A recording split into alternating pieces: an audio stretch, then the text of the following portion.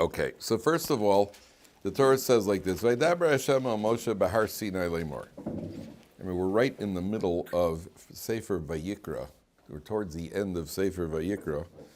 And the Torah says that Hashem spoke to Moshe at Har Sinai.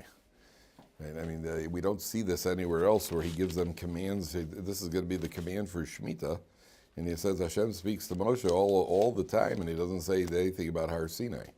So Rashi, right off the bat, asks the question. Again, Rashi, I told you many times, most of Rashi, probably 95% of Rashi, he's quoting the Gemara's. Dovid, how do you feel? A little better? Rashi says, Ma inyan Shemitah etel Har Sinai. Why is Shemitah connected to Har Sinai? Hello, kol ha-mitzvahs nemru b'Sinai. All the mitzvahs were said at Sinai. Why when it comes to this mitzvah of Shemitah, all of a sudden it mentions Hashem spoke to Moshe at Har Sinai. They all said at Har Sinai. Didn't say it out of the clear blue. Elamash Shemitah nemru klaloseha v'diktuseha miSinai. Just as Shemitah, all of the general rules and the particulars were said at Sinai. Av kulon nemru klaloseha v'diktuseha miSinai. All the mitzvahs were said at Sinai. And what do you call it? That's in the Medrash on Vayikra, Torah's Kohanim. That's what's said. So that doesn't really answer the question. Okay, well, Shemitah, I mean, he could also said it with Shatnez, just as Shatnez was said by at Har Sinai with all the details. So all the other mitzvahs. Why? What's there's something unique about Shemitah. So there are different opinions, different explanations by the commentaries. But one of them is that, first of all, when it comes to Shemitah, which we're in a Shemitah year right now, so there are several things that happen. One of them is that we're promised that if we keep the Shemitah year, so there's going to be a bumper crop starting in the 6th year. And sometimes you're going to get a double header, because when you get to Yovel, which is every 49 years, then you get the Shemitah year, then you get a Yovel year. That's 2 years in a row that you don't work the crops. 2 years in a row that you work the fields. So the Torah promises you, if you don't work the field, you're going to have bumper crop. Now then, who can make that promise? Who can make, besides politicians, who can make that promise, right? The only one who can make the promise is Ribono Shalom.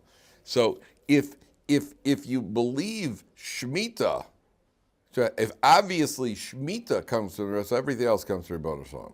More of that. That somebody can make such a promise, this is obviously coming from Har Sinai, not from Har Sinai. And this becomes, on a bigger scale, this becomes, for those who have any question about the authenticity of the Torah being given in Har Sinai, this becomes Shemitah more than just about any other mitzvah, becomes the proof that the Torah is from HaKadosh Baruch Hu and Shemitah. Because no human being could make that promise, number one. And no human being, Rav Shimon Schwab brings down in his Sefer, no human being would come down and say, all right, guys, let's close down the economy for a year. That is not a winning ticket for a Democrat this year, right? The Democrats are going to take a beating just because of that. It's very difficult to go convince your entire population. Okay, guys, we're closing down the economy for a year, and the people say, "Oh, okay, great idea, good. Okay, let's do that." So for those who are skeptical about the authenticity of the Torah, the Bible critics and all these people, there are other areas like this. When somebody comes down and says to you, "All right, once a week you can't work. Once a week, close your shop." Oh, okay. And if you pull a cucumber out of your salad, you die. Great, great. I'm in. Great. Okay. No, I'm in. The what do you call it? The likelihood of a human being coming up with these ideas is so far removed of all areas, and therefore that's what the commentaries say. That's Ma'ayin Shemitah Har Sinai. Now, the people who keep right now we're in the middle of it. We're in a Shemitah year. Right now, nowadays Shemitah is D'Rabbanan, but you have to understand that D'Rabbanan means that you're not allowed to do it. The same way that you don't mix meat with milk when it's cold, and not one of us would think of doing that. If I told you, yeah, they made schnitzel in the kitchen today, and they dipped the schnitzel batter. They battered the schnitzel and dipped it in milk before they fried it. Not one of us would eat it because that's an Isser D'Rabbanan. Like, whoa, right? Well, if an apple is grown in the Shemitah year because somebody worked the fields when they weren't supposed to, that apple is just as usser as that piece of schnitzel. But just to keep a perspective on the what do you call it? There's a kibbutz here in Israel, famous kibbutz called Komias. Can we turn on some air? Thanks, Joe. You know, guys know how to do it yet? You figured out how to. There's a thanks. There's a famous kibbutz called Komemius in Israel, which has always kept Shemitah and documented in the records, both of the kibbutz, which is obviously from Rav Mendelssohn was a big tzaddik who was the Rav of this kibbutz, and they kept the Shemitah year, and there are constant Shemitahs where the surrounding kibbutzim, which were secular, took a beating because of weather changes and what do you call it? And Komemius managed to have a bumper crop. And they had one year where they had locust, and the locust came in and basically went all over, except they stopped right around Komemius. And they have this now. Now, if Komemius records it, well, guys, and I understand that, you take it with a grain of salt, because they're the good guys who are talking about how they won the game. But the Sochnut, which is the Israeli, which is the Jewish agency, which is far from religious observance, and they recorded it. They even had one Shemitah, which is this is documented, where the Komemius had to plant their wheat after the Shemitah year. They had to plant their wheat, and there was no wheat available for them to buy that had not been produced during the Shemitah year, so they couldn't use it. There was one secular kibbutz that had it had low-grade wheat. Apparently, the wheat was not very good wheat, and Komemius bought the wheat from them at a reduced price, I think a third of the price. And that's the wheat that they planted the year after the Shemitah. And the wheat came out a bumper crop so much that the secular kibbutz came back to them and said, it's a mekach tos. You cheated us on it because obviously the wheat was better than we thought it was, because you look at the bumper crop that you got. So we have promised these, and it doesn't surprise, because this is what the Torah promises in the Shemitah year. But when you stop and think, the idea, the connection of Shemitah to Har Sinai is because this is the evidence that everything is from Har Sinai. Because no one in their right mind would say, now you got to put yourself in the position of the Shemitah farmers. Imagine you're an accountant, and I say, okay, you're off this year. You have a sabbatical at no pay. You have a sabbatical at no pay. That's what they're going through. And everybody thinks, oh, well, the farmers are loaded anyway. They're not. They're not. The margin of profit is not, you just think, well, they must be making millions anyway. They're not. So this is where the Torah begins. So Hashem says like this. Let's see the psukim. Daber el b'nei Yisrael v'mart lehem ki savo el oretz asher ani nosein lachem v'shovsa ha'oretz Shabbos la'Hashem. What Shabbos is to time, Shemitah is to the land of Israel. That means you have to, every 7 years, you're going to take a break every 7 years. You're going to let the fields go. Now, there are benefits, because if you know anything about agriculture, if you use the fields too much, so then it depletes the nutrients in the soil. So once in 7 years to let it go without planting, it happens to be good for the soil, because it lets the soil replenish itself. It lets the soil get the nutrients back in. But the Torah says you have to let it go. Now pay attention carefully, because the next pasuk says, 3 lines from the top. 6 years you plant your field. 6 years you what do you call it? You take care of your vineyard. How does he translate? What do you prune your vineyard? Ve'asafta es tuasa, and you collect the grain. Now the commentary is explaining over Rabbi Feinstein says over here, this is a command. That means the idea of relying on the miracle is not during the rest of the time. The rest of the time you're supposed to work. You are supposed to make ishtadlus. You are supposed to make ishtadlus. You have to put in. You have to work. You can't say, "Well, I'm such a believer. Not only I'm not going to work the 7th year, I'm not going to work at all."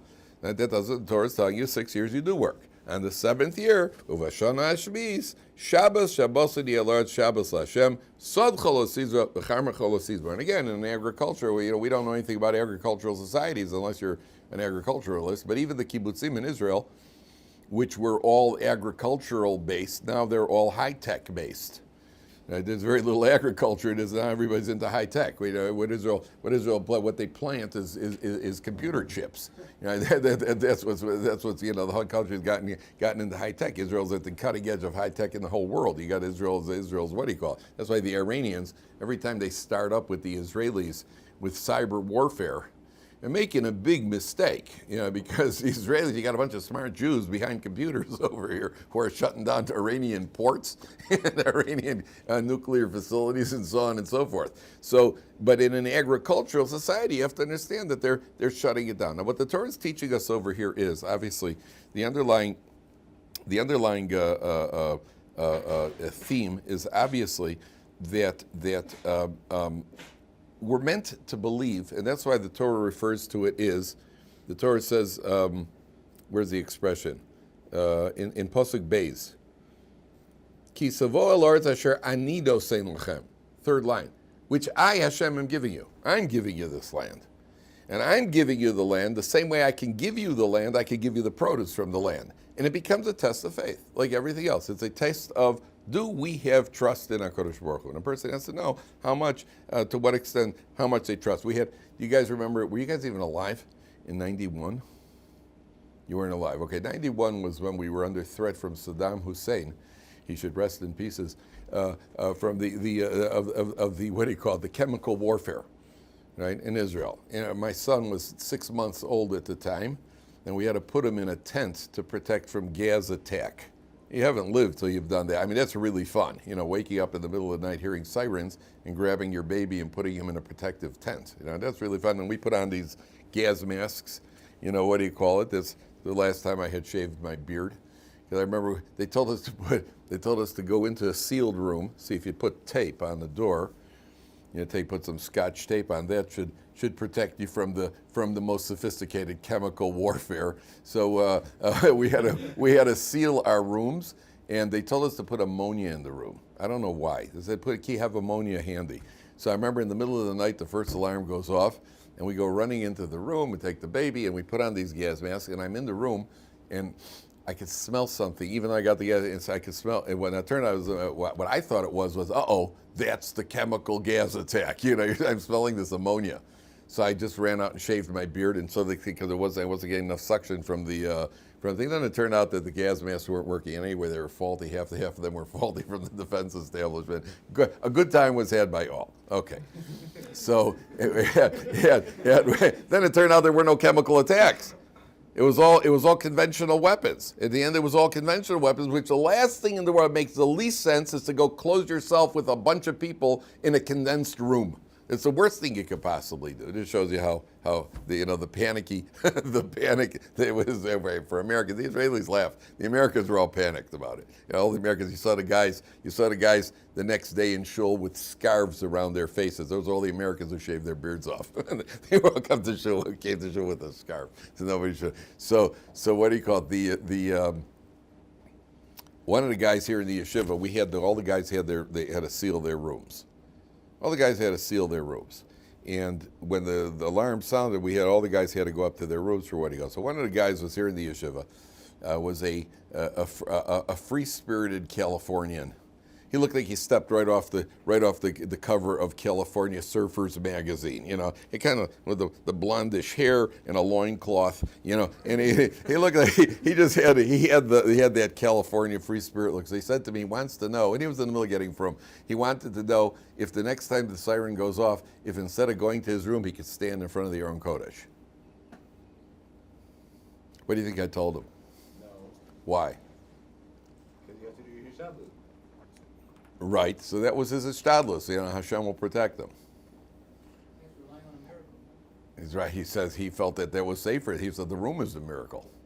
So what I told him was, first of all, he can't do it because we have responsibility. You got to follow the whatever the defense establishment says. That's the first one. Then I explained to him, if he stands in front of the Aron Kodesh and nothing happens to him, he'll be convinced that Hashem has protected him. His job is to go up to his sealed room, and then when nothing happens to him, realize that it was Hashem that was protecting him. Right? That's the harder thing. If you're standing in front of our own coach, then we're great believers. The problem is that when we're involved in the mundane, day-to-day working of the world, so all of a sudden our faith is threatened because we think that we're doing it. That's the real test. The real test is when we do something and we realize that it's not us. That's why it says by Noach, if you turn back to Parsha's Noach,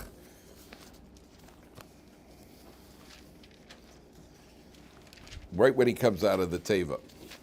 Look at the expression the Torah uses.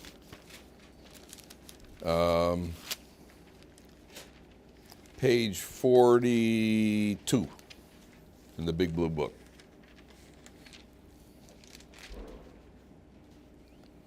Okay, so it says, Vayu b'nei Noach, 4 lines to the bottom. Vayu b'nei Noach yotzim shevcha v'yafes v'cham v'vikdan. 2 lines to the bottom. Vayochel Noach ish ha'adama vayitakar. Noach became a man of the earth and he planted a vineyard. Why is he called a man of the earth? Why doesn't it just say Noach planted a vineyard? Or Noach got involved with the earth? Why does it use an expression? Is there another chumash for him? Maybe. Page 42, where we just turned to page 42. Why does it say that Noach becomes a man of the earth? Why does he become a man of the earth? Isha Adama, a very strange expression. Vayidakam, just say Noach planted a vineyard. The answer is that when you get involved in agriculture, the nature of agriculture is very addictive. Farmers, they get up at the crack of dawn and they're out in the field. It's a labor of love, and it's a very big test because you're doing all the work. You planted it, you watered it, you caused it to grow. It's a very difficult test for a person to realize, with all the work and everything that I'm investing, and I'm totally married to the earth now. I'm an Isha Adama. You're completely addicted to the earth, and what you see at the end, you have to realize that wasn't me. That wasn't me. That was Ribono Shel Olam's bracha. Without Ribono Shel Olam's bracha, it wouldn't be there. We'll see more in the Parsha. That's what the Torah is. That's the big test of the Shemitah year. Okay, now take a look at Pasuk Ches. V'safart l'cha, 4 lines from the bottom, back on 696. V'safart l'cha sheva shabzos shanim pa'amim. V'hayu l'cha yemei sheva shabzos hashanim teishav arba'im shana. So you count 7 years 7 times, and it's 49 years. And then on the 50th year, Ve'avarta shofar trua b'chodesh hashvi, you blow a shofar in the 7th month. Be'esor l'chodesh, what's the 10th day of the 7th month? Yom Kippur. By Yom HaKippurim taviru shofar b'chol artzachem. You blow what we call the Yovel year, in the English it's called the Jubilee. The Jubilee year. There used to be a show on TV, the Jubilee Showcase, right, which was a bunch of African Americans dancing, right, it was called the Jubilee Showcase. I had no idea what that was. I didn't watch it. It was something you skipped over. It was some sort of church service, right? So it's a religious service. So the Jubilee is the Yovel. That's where Jubilee comes from. And then it says, V'kidashtem eshnasa chamishim shana ukrosem dror ba'aretz. You proclaim freedom throughout the land. L'chol yoshveh. Now, whose freedom is this? What's the freedom in the 50th year? So you know that there's a law, the Hebrew Eved Ivri. And the Eved Ivri works for 6 years. And if after the 6 years he decides he wants to stay with you, what do? They drill his ear, and then he stays with you for, the Torah says, forever. But what's forever? Forever is until the 50th year, until the Yovel. Then he goes free. That's the dror. You blow a shofar, and all the Eveds go free. So the first question is, if that's true, Karasam dror b'aretz, why does it say l'chol yoshveha? Why does it say it's freedom for all the dwellers? It should say it's freedom for all the avadim. It should say it's freedom for all the avadim. Why is it l'chol yoshveha? That's question number 1. Question number 2, it says, Yovel hitiya lachem mishavtem isha lachuzaso v'isha mishpachto teshuvu. You all go back to your property. Because property sale also in Judaism, and by Torah law, property sale is essentially a long-term rental. Because at the end of the 50th year, all property goes back to the original owner. Which is why if you sell a field, there's a financial calculation made. How much is the field worth? The field, let's say I buy the field from you in the 10th year of the Yovel cycle. That means I got 39 years left until the field's going to come back to me. The price you purchase it for, the purchase price, is calculated by how many times it's going to produce in the next 39 years. Because essentially it is a long-term rental. That's what the Torah is saying to you. So all the land goes back. So now the slave goes back. The land goes back to all people who have sold land. And the slave goes back to his property. And he could be a Hebrew slave who had sold off his property before he became a slave. And now he's going to get his land back and he goes back to his family. The question is, why does it say Yovel hi l'chol yoshveh, or l'chol yoshveh? Why doesn't it say Dror l'chol yoshveh, number 1? Number 2, what's this idea of blowing the shofar to signal the freedom? What's going on here? before we take it to a deeper level. At a plain meaning, the commentaries say, you ever hear the expression, misery loves company? You ever hear that expression? Why is that? You know, you're sitting in the principal's office and you're in trouble. It ever happened to you in high school? Sorry, did it ever not happen to you in high school?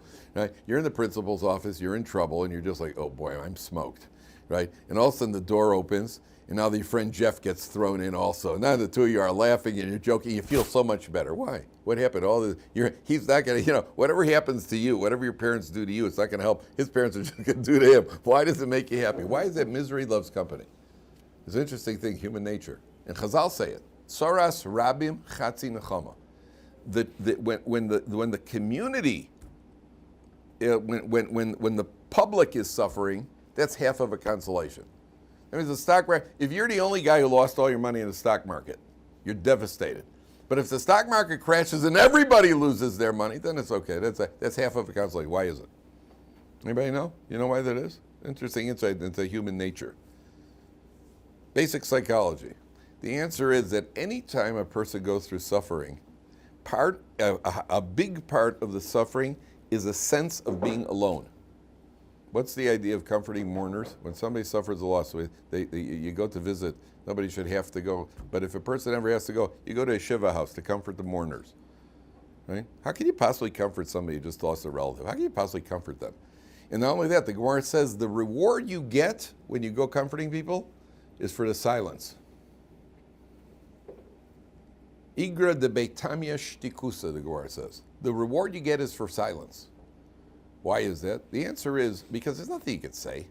What are you, a great philosopher? You're gonna find the magic words that are gonna make the person happy. It's your physical presence being there because you're relieving the person of feeling that they're alone. When a person suffers a loss, there's an intense feeling of being alone. And when everybody else, so when more than one person are suffering, so that's chatzi nechama. It's not happening only to me. Everybody lost their money. Okay, all right, then it's not so bad. When you're the only one, that feeling of loneliness is half of the pain, half the suffering. So the Torah says, you had an extra pair of hands on you had a slave for all these years, and now your slave is leaving. They blow a shofar, and that's to remind you everybody else is in the same boat. When everyone's in the same boat, that relieves that takes care of the suffering. That's on the one hand. On the other hand, it says l'chol yoshveha, because on the one hand, it may be a benefit to have somebody living on your property. On the other hand, it's a problem, because the Gemara says somebody who buys an Eved Ivri has bought a master for himself. Because when you have an Eved Ivri, you have to treat him the way you treat him. If you only have one pillow, he gets it, not you. He has to eat the same food that you eat. He has to sleep on the same mattress. And not only that, when he leaves, you're going to have to give him all sorts of gifts after he's been there for 49 years. So the commentaries say, L'chol yoshveh, because there are a lot of people who will now get free. You know, there are people who have a slave living on their property. Oh, Baruch Hashem, he's leaving. It's like having your relatives over for Sukkot. You know, it's great when they come, but when they finally leave, oh joy, you know, they went home. Finally, you're free. So it's Yovel is the cross of Dror L'chol yoshveh. That's the basic idea. The Mefarshim say, I think the Orach Chaim or the Kli Yakar, I forgot. What's the average lifespan? What do we say? We say it in the davening. Yemesh noseinu behem shivim shana. Live 70 years. V'im bigvuros, and if you're really strong, you're really solid, shmonim shana. You get 80 years. Right? You get 80 years. 70 years is the average. That's why they say Yemesh shivim shana. Now, from the time, up until the time you're 20 years old, according to halacha, you're not responsible. Right? You're not responsible in the heavenly court. B'dinei Shemaim, there we go. Chayv b'dinei, potter b'dinei Shemaim. This is one of the rare examples. For at 13, you're chayv in the heavenly, in the earthly court. And it's exactly the opposite of what we're learning in the Gemara now. Isn't it interesting? A 15-year-old who does something wrong, he gets executed. But in Shemaim, he's forgiven. Why is that? Why is that? From 13 years old, he's already responsible in the earthly court, and in the Shemaim court until 20 years old. Why? The assumption is that until 20 years old, he doesn't have full intelligence. And if you've ever met any teenagers, that simply confirms that statement, right? That up until 20 years old, the intelligence isn't fully ripened. On the other hand, society has to function. And a 15-year-old is capable of immorality. He's capable of idol worship. He's capable of murdering people. And he's big enough physically that he could do it. So we have to have some sort of control. The way you control a teenager, the best control, you can't appeal to their logic. And therefore, we tell the teenager, if you do that, right, you will be punished. But in the heavenly court, they cut him a little slack because at the end of the day, he's lacking the intelligence. So when is it that we really take on responsibility? At 20 years old. They make a calculation. If you start at 20 years old, and then you go to 70 years old, so how many years of responsibility are there for your average human being? It's 50 years. So the Torah says, in the 50th year, ukrosem dror lechol yoshveha, you proclaim liberty for all the dwellers. That means that your neshama leaves at 70 years. They go free. The neshama goes free of the body. Where does he go? Vishavtem isha lachuzaso ve'isha el mishpachot tashuvu. That each person then goes back to his family, meaning his neshama leaves him at this. So the Yovel is a reminder of the mortality of man. How do you keep that in mind? That goes back to the previous pasuk. What do you start doing? V'safarta lecha sheva shanim. Sheva shanim, sheva pami. You start counting the days. That means a person is alive has to keep track of time. A person has to keep track that, hey, time's passing. I got to start being productive. Because it's another day, and it's another month, and it's another year, and time is passing. And sometimes you see people who have gone for a long, remember when they had, what was that hurricane? The bad hurricane that flooded the East Coast. Was it Sandy? It's always a woman's name, right? There's always some woman's name. Which one? I think it might have been Katrina. The one that flooded Seagate and all the. Was that Sandy? Okay, so there was a guy who came. No, that was a hurricane. That was something else. That was a hurricane. No, I remember who was it? Sandy or Katrina? Sandy. So with Sandy, there was this young couple. They got their house was whole flooded. Their whole house was flooded and everything got wiped out. So they had insurance. They had insurance that was covered. I remember the cousin told me they were going to get but the mother was upset. She said, I haven't got anything to show for the last 5 years of my children's life. I don't even have shoes. I don't even have a pair of shoes of theirs. You feel that there was nothing there. That wasn't when I got mixed up. When was the big financial crunch? 08. Okay, that's when I took that big hit and I became a teacher at Ohr Somayach. So what do you call it? They had Baruch Hashem, I didn't lose any money. I didn't lose a dime. So what do you call it? When they had the big financial crunch, a guy came to this rabbi and he said to him, I have nothing left. He got wiped out. A rich guy got wiped out. He said, I have nothing left to show from my last 25 years, except my 45 minutes a day of daf yomi. Pretty sobering thought. It's a pretty sobering thought. The person says, time is marching. Time is marching. You got to make it count. It can't be, well, I'll start next week and I'll start next week. It doesn't work that way. You got to start making it count now. That's what the Torah is telling you about Yovel. Yovel is you go free. The neshama goes free. The neshama doesn't want to be in the body. Especially for White Sox fans, right? And that neshama wants out, right? And the what do you call it? And at the Yovel year, that neshama finally goes free. So person has to make the time count. That's the lesson of the Torah. Now, here we have, they talk about the thinnest books ever written. You ever hear this? The thinnest books ever written, like Italian war heroes. You never heard that, huh? English cuisine. German humor. You never heard? These are among the thinnest books. So unfortunately, they talk about one of the thinnest books ever written is Jewish business ethics, right? Which is a sad. Unfortunately, the few who do not behave properly, so they cast this. It puts everybody in a bad light. Now the Torah here says very clearly. Take a look at Pasuk Yud Daled. When you sell something to your fellow, or you buy something from your fellow, which literally means don't cheat each other. Don't cheat them.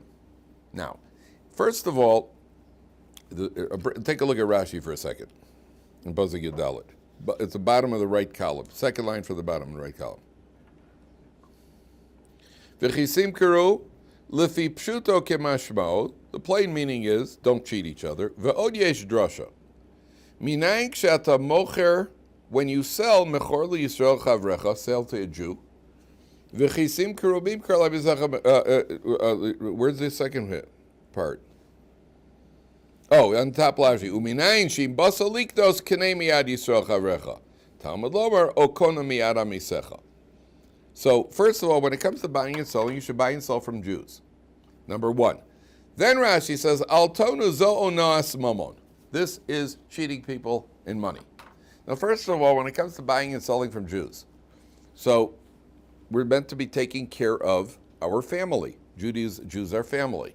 Now, there's a question: what happens if the Jew is selling it to you for a certain price and the non-Jew is selling it for less? So then what? So the Chafetz Chaim writes, the same way that, let's say you got to buy a lulav. How much do you have to pay beyond beyond? You have to add a fifth to the price, a fifth of your holdings to fulfill a mitzvah saseh. I mean, how much money? Let's say there's only one lulav and it costs more than it costs a ridiculous price. How much of your money do you have to spend above and beyond to fulfill a mitzvah saseh of tzitzis or buying tefillin?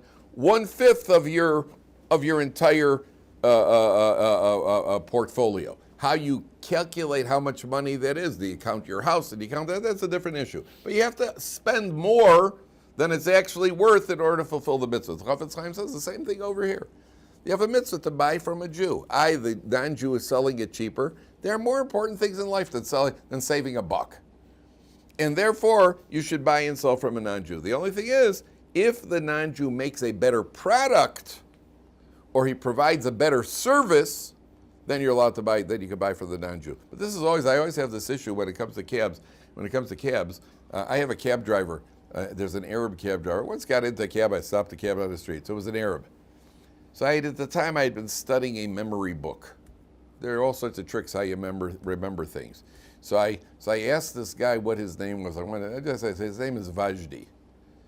So I used some sort of a trick to try to remember the name, and I just remembered his name was Vajdi. I must have seen him maybe a year and a half later. The guy stops on the street, and I got in and I said, Vajdi. Since that day, I own this guy. Right? He's just my best friend, and I've seen him a few more times because I remembered his name. The guy was absolutely gaga that I remembered his name. I was proud of myself also. Now, every time he happens to see me on the street, he sees me on the street and I get in and then I notice, Dovid Kaplan, right? And I get in and my best friend. So he wants me to call him up for private rides sometimes I call a company. I have a problem for me to call him. It's a problem for me to call him. I hope Vajdi's not watching Torah anytime. But it's a problem for me to call him because what do you call it? I should give my visits to a Jew. I have to give my visits. It's one thing to stop a guy in the street. But it's another thing to call a guy up, l'chatchila. So one time I called him up, because every time he'd see me, he'd say, how come you never call? So one time I called him, and Taka, he couldn't come. I was so happy. Now I'm Yotze. Because I did it, I called him. But at the end of the day, if you have a choice, you're supposed to give the business to a Jew. If he's giving you a better service or a better product, so then you're allowed to go to the, what do you call it? Then you can buy from the non-Jew. And it gets tricky. Sometimes you have to ask a Rav. Number one. Number two, when it comes to if you look at the pasuk, there's a problem. You see the problem in the pasuk. So look at the pasuk. You should have a question. Take a look at the pasuk. You should have a problem here. Pasuk Yud Dalet. Well, something strange in the pasuk should bother you.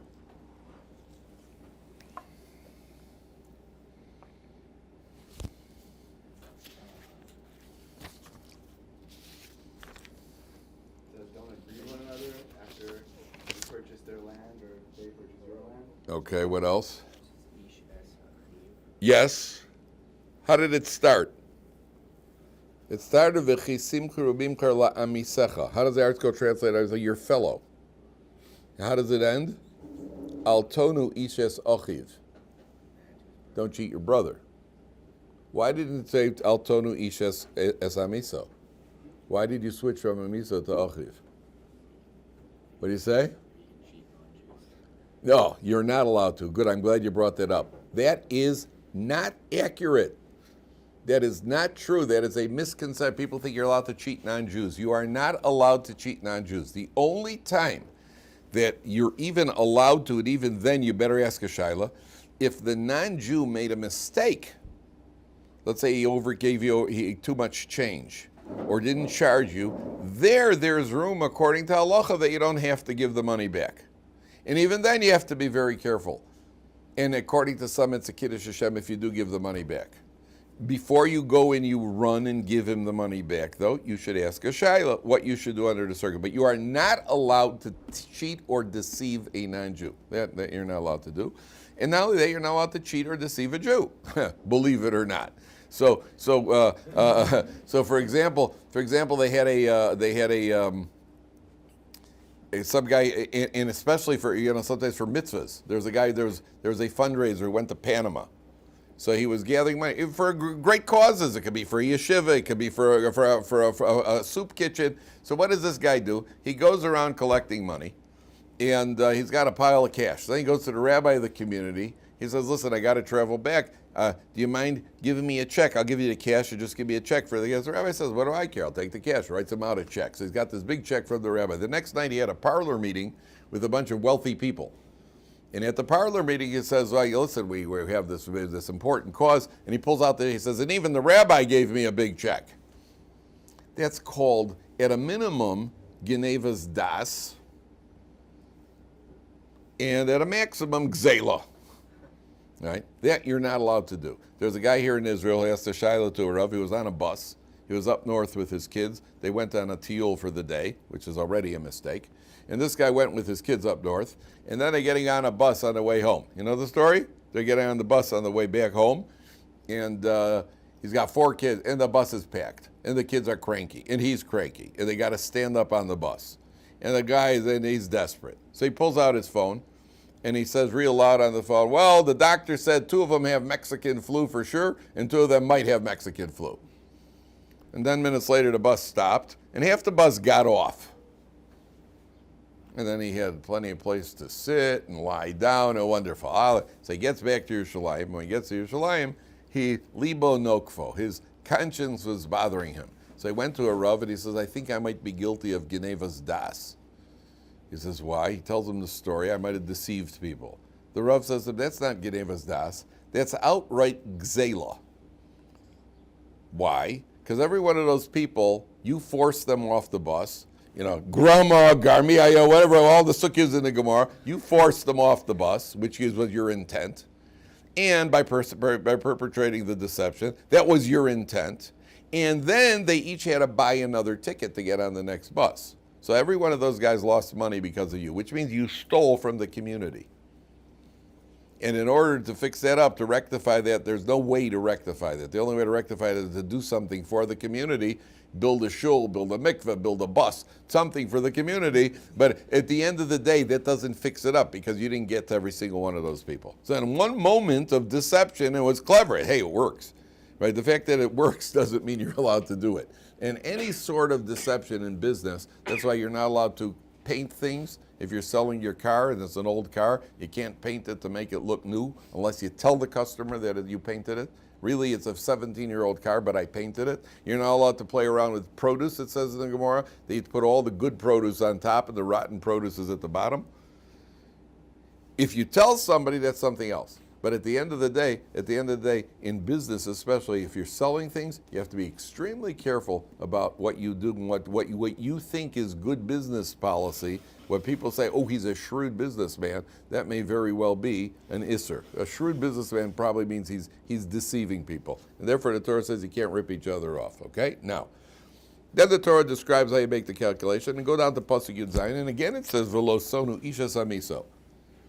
Oh, so why does it say achiv? Why does it say achiv at the end of the pasuk? Because the Torah says, don't cheat each other. It says when you sell to your brother, tell to your fellow Jews, al tonu ishes achiv. Don't cheat him. He's your brother. Would you cheat your brother? I mean, certainly when we played Monopoly, all right, that was one thing, right? But not in money. I wouldn't cheat my brother. I didn't cheat, but I was always the banker. When we played Monopoly, that was my strategy. I was the banker. And my brother got upset because I felt as a banker I'm entitled to quarterly bonuses. Right? And there were always accusations of financial misappropriations. All right? But that was only in, what do you call it? That was only in the game. You wouldn't cheat your brother. Just remember who you're dealing with here. Don't lose yourself over the table, over the what do you call it, the business deal. You lose yourself over. Realize who you're dealing with. Ultimately, this guy's your brother. My father, Olav Shalom, tried to drill into my thick skull for years and years and years. He used to say to me, there are two parts to every person. There is that person, and there is that same person around money. Right? And often things change. When you get to the money, the people get crazy with the money. And the Torah said, hey, that's your brother. By the way, the word kesef is made up of 3 letters. A chaf, which means a palm of a hand. A samach, which represents the head. And a pei, which is the mouth. That means that in speech, in thought, and in action, we're very focused around money, on money. And money is, when it comes to money, I think the classic example, I'm dating myself, you guys probably don't know, you've never experienced this. It used to be when you invited somebody to your house, you have a guest to your house for Shabbos, and you feed them chicken and meat and drinks and everything, you feed them a whole Shabbos. In Motzei Shabbos, the guy says, oh, can I make a long distance phone call? Those days, it was understood that a guy makes a long-distance phone call. The other days when I was growing up, a long-distance phone call cost money. It was understood that a guy makes a long-distance phone call, he's going to leave you cash for it. It was understood. It wasn't even a question. A long-distance phone call, I understand. I spent much more money on this guy, on chicken and on meat and on wine and on cake and everything else. And now the guy for $3 wants to make and it's understood he's going to leave the $3 for the phone call. Why? Because that's cash. That's why. That's cash. That we understand. Money, that's different. The other stuff, it's in the house anyway. This is cash. Right? That's the nature. Therefore, the Torah has to warn you, be careful. All right, we'll continue with this tomorrow on Pasuk